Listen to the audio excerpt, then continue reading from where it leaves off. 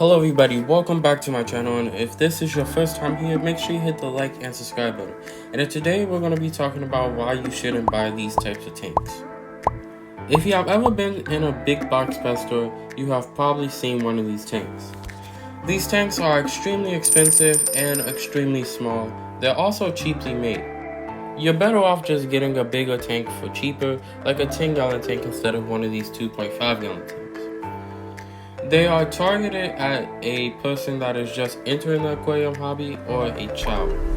This makes it so that they're more likely to buy it and more likely to spend more money because they don't know as much about the hobby. These tanks can lead to a really early death for your fish. I've even seen people putting goldfish in these types of tanks. Goldfish can get up to a foot long, if not bigger, and they need a lot more water volume than just a 2.5-gallon tank.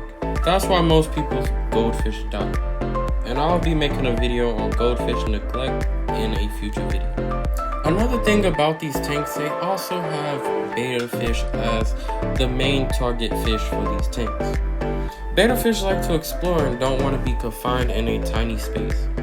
This is like you walking into a small closet and that's where you live at. But betta fish need a bigger environment than this, otherwise they'll stress out and die. And this goes for any fish. If they're in too small of a tank, they are most likely to get stressed and end up dying at a younger age. I'm gonna admit that I have had experience with these tanks in the past. Earlier in my fish hobby a few years ago, I had bought one of these tanks that had a divider in the middle for 2 betta fish. And this was way too small for a betta fish, yet alone 2 betta fish. So that's partly on me for not doing the research. Actually, it's all on me for not doing the research, but the pet store also made it seem like it was okay.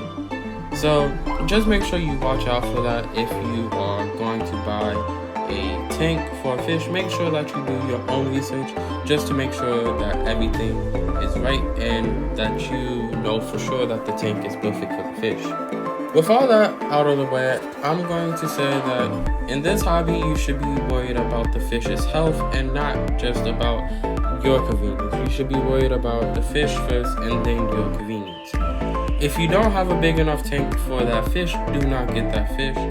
You should just get a fish for the tank size that you have. I fell into this trap before too, and it is where you say you're going to upgrade the fish, but you never do.